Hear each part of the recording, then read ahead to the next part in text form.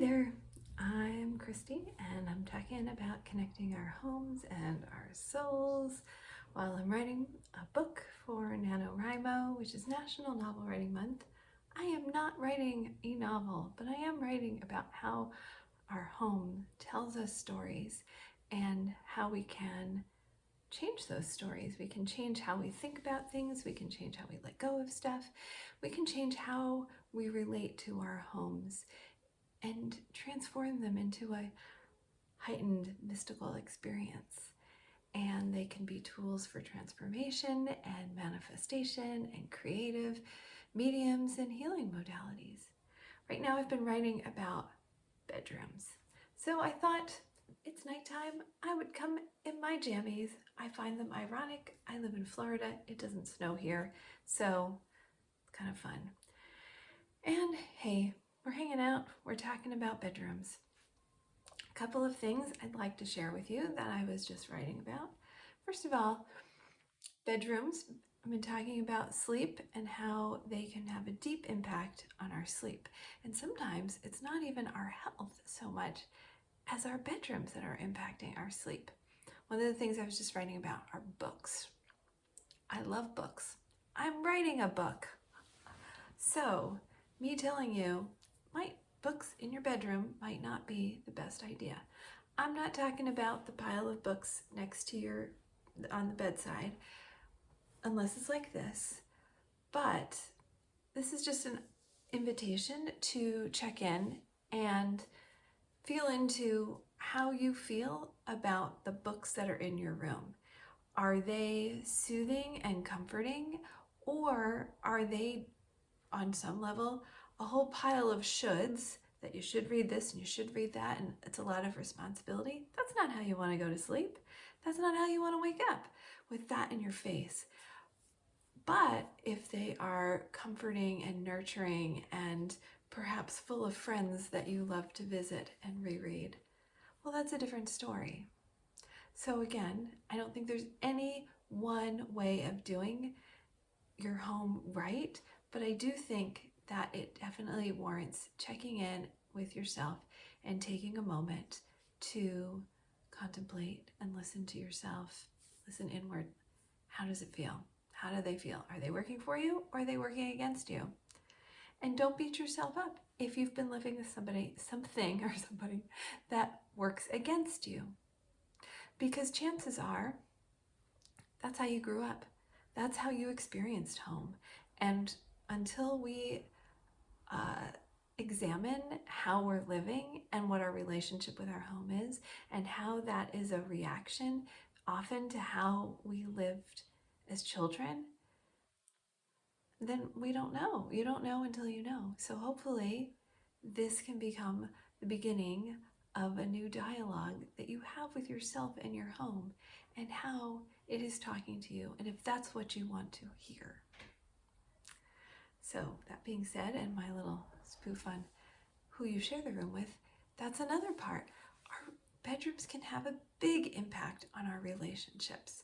You know, I like to think about art. After I've been talking about also placement of beds, you can go back into what today is day 18. If you go back to 15, 16, 17, and there this week, I've been talking more about beds. So once you've got the basic layout of your furniture, look at your art. Look at what you have around the room. And you know, we've talked about letting go of clutter. It's not ideal in the bedroom, of all places. And yet it's counterintuitive, because that's the most private part of our homes, that we can just pile stuff up and nobody's going to see it except us. But that's who needs to see it the least? You. So if you share your room with a beloved, I would ask that another thing to contemplate, to step into awareness and conversation with your beloved, as well as with what you're seeing. Is what you're seeing things that celebrate your relationship? And if romance is a big part for you, is it romantic? Quite frankly, it's not always the most romantic thing to have pictures of your kids in your bedroom.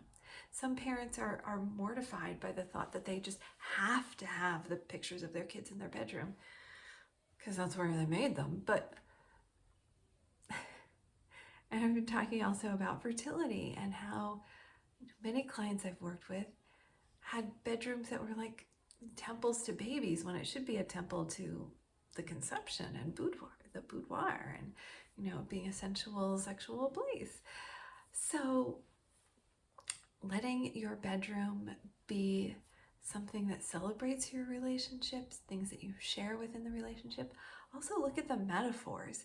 Is what you're seeing a metaphor that supports your relationship? For one big metaphor are things in pairs. If you have two little cute birds sitting on a branch together, why, that is far more romantic, the two of them together on a branch, than three turtles on a log, unless you're into the threesome thing. But I will admit, I have seen a few clients that were dealing with infidelity,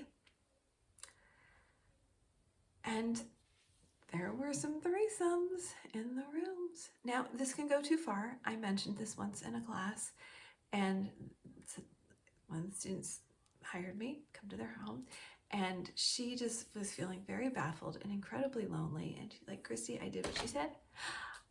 I have all kinds of couples in my room. Her room, if there were two of some little cute animal tchotchke sculpture thing, she bought two of them. It was two little animals of every kind, it seemed like, in that room. And quite frankly, it was a little overboard. It got desperate, and I think she was kind of feeling like she was the only one on Noah's Ark without a date. So by removing some of that and like letting it go and putting some faith into the magic of dancing the mystical life, things turned around. So just looking at, does what you have speak to you? Let's also talk about color for a moment. I love color. What a surprise. Warm tones in the, pink, yellow, peaches, orange, browns, those kind of warmer tones that are more natural and reflect better against our skin can feel more sensual, can feel much more romantic. I think, sometimes we don't want like burgundy or red or purple, that's too much.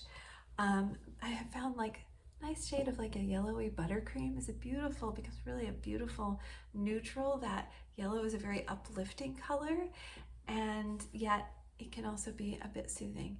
So that's been a really lovely color that I've seen work, those kind of shades with clients. I will say, notice my pajamas, this shade-ish of blue, this royal cobalt blue, I have come to think of this as the Not Tonight Honey color. There is something that I have seen. Now, there are always exceptions to the rules. So if you're sitting in a bedroom with the hottest sex life you've ever had and the best romance known to man, and your entire room is this color, awesome. It's not broke, don't fix it. But if you do have some blue in your bedroom and it's not working for you, then you can change it. Yeah. Another fun thing about bedrooms is that I have found is that when we're talking about bedrooms supporting our health, metal bed frames can actually, metal's a conductor of electricity, and I find that they can almost hold a little charge, in that if you take a compass, sometimes it will throw the compass off up to 5 degrees. So if you think about how that could throw off your body, that there's enough of, you're not aligned with the magnetic poles, the bed isn't. Is that the healthiest thing to sleep in? Maybe not. Yeah. So those are just some things to think about. The other thing I think about is if you are in a couple and you don't want to be a couple, here's your opportunity to start separating. Maybe you have two candlesticks together. Maybe move them apart. Maybe there's some. Now, that does not mean that you go and you rip the picture. Maybe you do. I don't know. The picture of the two little birds on the tree branch. Maybe that's a beautiful ritual, actually, at some point. Rip it in half. But you don't need to like rip the picture apart and then hang two separate things on the walls. But you get what I mean. Like just having that symbolic separation. It could be mutual. It could be one-sided. So I'm just throwing that out there. And I hope that this helps you with claiming your bedroom and connecting your home and your soul. And while I'm at it, if you've made it this far and you'd like to hear more, it would really help me out if you want to hit that subscribe button. There's even a little bell that you can get notifications when I'm posting a new video.